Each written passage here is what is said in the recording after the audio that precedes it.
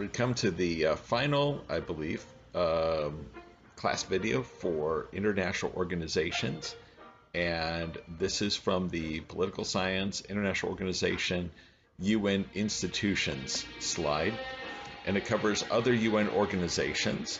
And as I mentioned earlier, we're listening to Jurassic World. It's a little loud.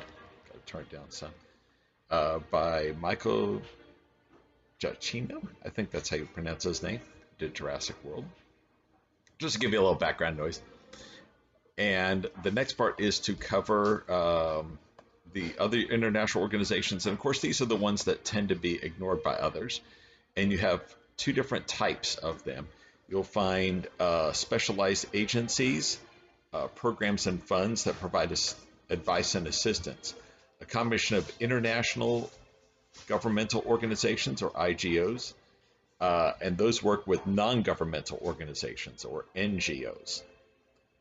Some of the better known ones, and by the way, I developed this slide long before this came up as a national issue.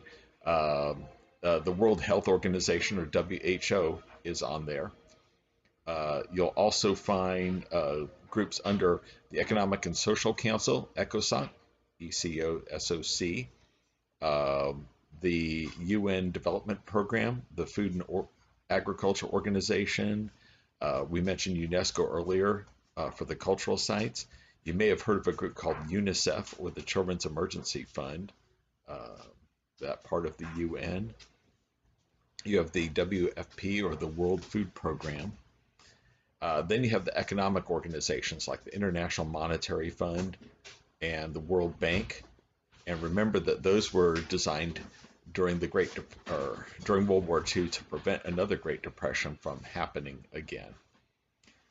And what this would do is the International Monetary Fund would be able to provide loans to provide currency stability, because otherwise countries would try to get out of the Great Depression by devaluing their currency to make their goods cheaper so others would buy them. But of course, if everyone does it, then everyone's currency is going to be worthless, and that would pretty much kill a lot of sales and certainly hurt investment.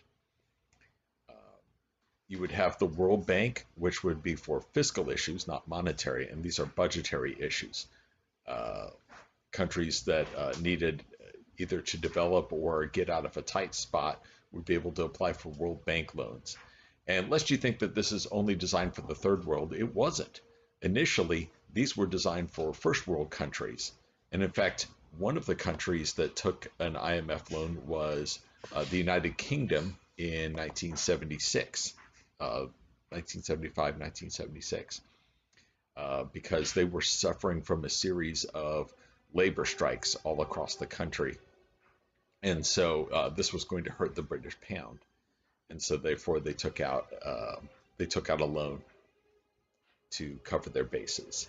You have the International Atomic Energy Agency, and they're in the news a lot, usually when some country tries to develop nuclear weapons, or a country might claim, well, we have a peaceful nuclear program, but they have a track record of maybe in the past purchasing nuclear weapons. And so the IAEA provides on-site inspections. In the past, the 90s and 2000s, we saw the IAEA involved in inspecting Iraq to see how much they had built in their nuclear program, and if the government was being honest, saying it was only for peacetime uses.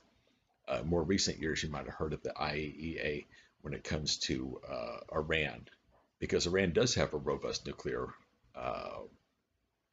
reactor program, and most of it is for for economic uses. But you'll have an IAEA to make sure that they're not using it to enrich uranium that would be able to create a nuclear weapon.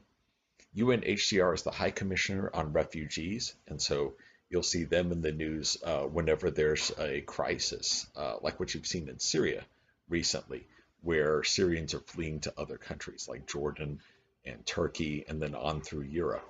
And the High Commissioner on Refugees is making sure that the refugees are treated pretty well, when all they're trying to do is leave the country so that they don't become victims themselves in the conflict between the Syrian government and the Free Syrian Army. And later on in that crisis, when ISIS got involved. Again, I mentioned the UN Secretariat, which are the UN bureaucrats who act on behalf of the UN, not the member states. Most of them originally come from a member state, of course. There is no separate UN country, but their job is to make sure that the UN can carry out its mission. For the supranational argument, neoliberal institutionalism, these different organizations help widen the UN mandate. I mentioned earlier that the IMF and World Bank were mostly designed for first world countries to borrow money when they're in a tight spot. But after most first world countries recovered quite impressively from World War II and the Great Depression, that's when you started seeing the World Bank and the IMF get involved in loans to third world countries with mixed results. And I think some of it comes down to when the IMF and the World Bank, certainly they've helped countries get back on their feet, but other times they might go to countries that, when they can't pay off their loans, it becomes worse for the country who borrows them. Or maybe one regime borrows and wastes the money, then the other regime has to come in and figure out what to do because now they owe the original money that they borrowed for plus whatever they owe to the World Bank.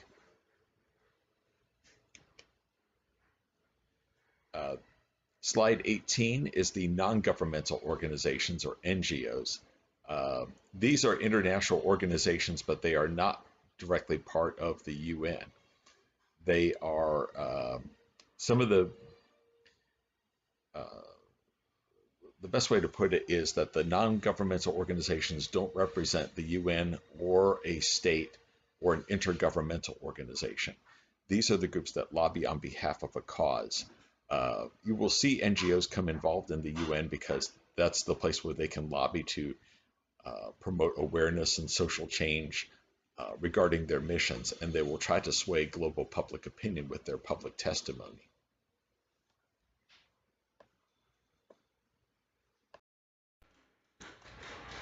Anyway, one of the examples that we saw of non-governmental organizations bringing attention to something in a way that a state couldn't is on the issue of South Africa, when you had the policies that the South African white government had. And I may want to add, it wasn't all whites that believed in this kind of practice. It was mostly the Afrikaner government or the National Party that sought to enforce it. You had other whites who were more sympathetic to the cause of the Africans, even giving the Africans the right to vote, to have more rights. These tended to come from the British-backed community. But most governments didn't want to touch the South Africa issue, especially in the West, because South Africa had a special kind of uranium in large supply, and the only other place that you could find that was the Soviet Union. So if you wanted nuclear weapons, the Soviets weren't going to give it to us, so we would try and get them from South Africa. So that's why our U.S. government was very reluctant to criticize South Africa for their rights record. However, a number of Americans and other people from the West would join non-governmental organizations in bringing out the abuses that were going on, the mysterious number of prison deaths of activists, and they would testify before the UN to try and show that these abuses were going on, because you couldn't rely upon the member states to push for that social change. And I mentioned that when I mentioned that most whites didn't support the apartheid regime, this was argued back and forth about what the whites in South Africa wanted. But there was a referendum held in the early 1990s. A more moderate version of the National Party, a guy named F.W. de Klerk, came to power, and he put it to the white voters: should blacks get the right to vote? And by a 70% to 30% margin, the whites voted to give blacks the right to vote, even though this would permanently make the whites the minority within their own country in a voting bloc. That it would occur by a 40-point margin was quite impressive. But it showed that most South Africans didn't support these human rights abuses, and it was mostly a faction within the political party that was in power that supported it. But that stunned a lot of people. In fact, I had a researcher who worked with me in Washington, D.C., and she went over to South Africa, and she was part of the campaign to bring awareness to people on the vote, and she got hassled by a couple people who wanted things to go back the way they used to be. But they were able to carry on their message.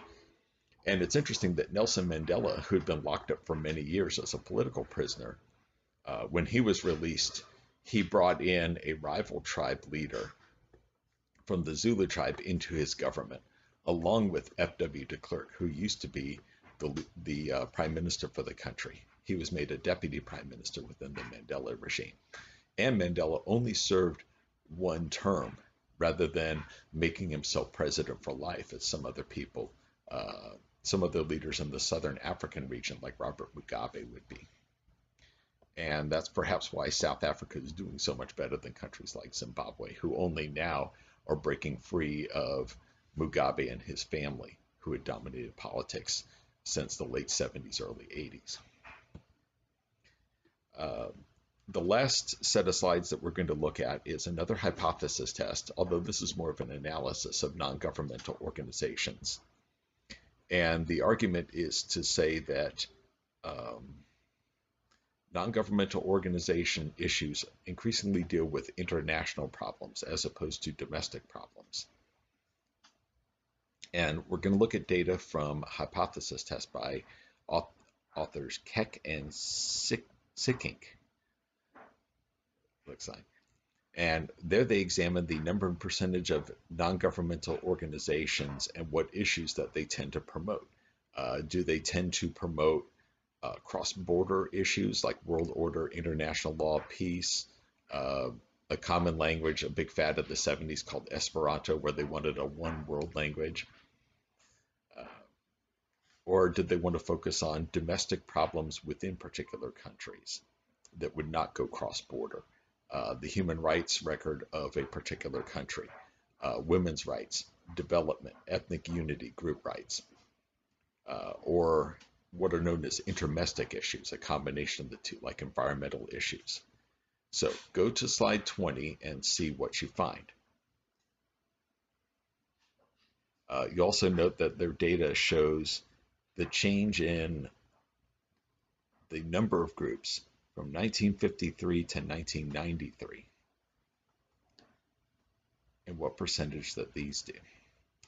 I recommend not doing what I'm doing right now, which is to have it at 50% because I can barely see this myself. So I'm going to make this a little bigger.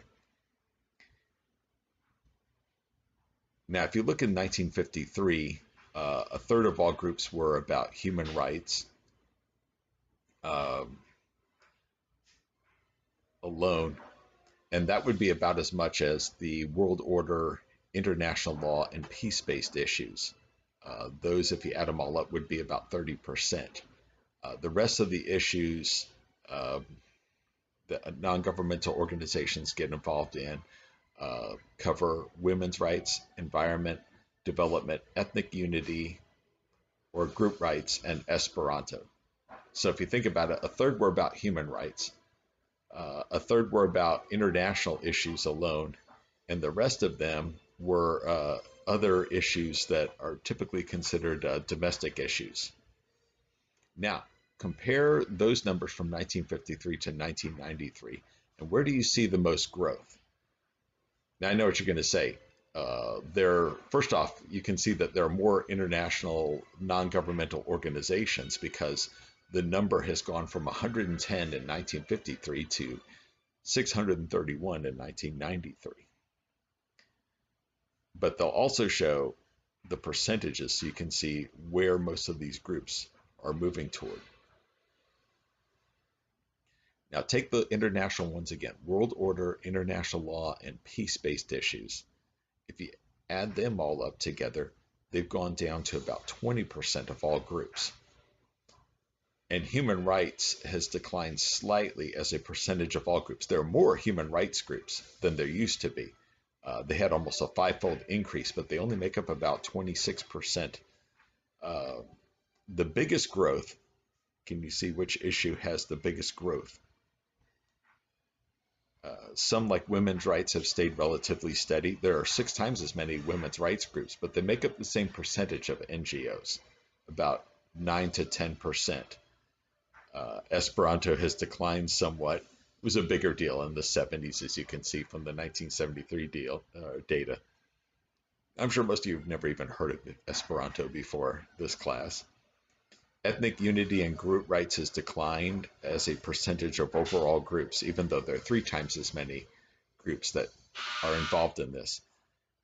Development has grown, but the largest group growth has been by far the environment, which there were only 2 groups that were lobbying the UN about the environment in 1953, and 5 just a decade later. But now you see by 1993, 90 groups, almost 15% of the total, just to intermestic issues like environment alone. And that by far represents the biggest jump in groups as a percentage of overall NGOs. Whereas the other groups have held steady or declined. Sadly, the biggest decliner seems to be those interested in international law, which has dropped from 12.7% to 4.1%. That doesn't mean give up on your international law ambitions, because there are twice as many groups in international law. They just don't make up the biggest percentage. So there were 14 lobbying groups in 1953 and only 26, a decline by a third as a percentage of the total group. So yes, there are more international law lobby groups, but they make up less of a percentage of overall NGOs. So you won't be unemployed. There's still a lot of work for you in international law. And the last slide, I couldn't resist yet another Onion headline, as I like to end everything with a little laugh track, where the United Nations condemned American tourist traps as inhumane, and the UN Commission on Human Rights called for an immediate ban on mystery spots, wonder caverns, and fantasy worlds. The loss of human dignity one suffers at such places cannot be expressed in words, investigator Eduardo Casal of Chile said. No one should have to endure the foam house of the future. Anyway, have a good day. Make sure that you look over how the test is done for NGOs to know what those terms mean, how they differ from international government organizations, and a couple examples of them. Thank you.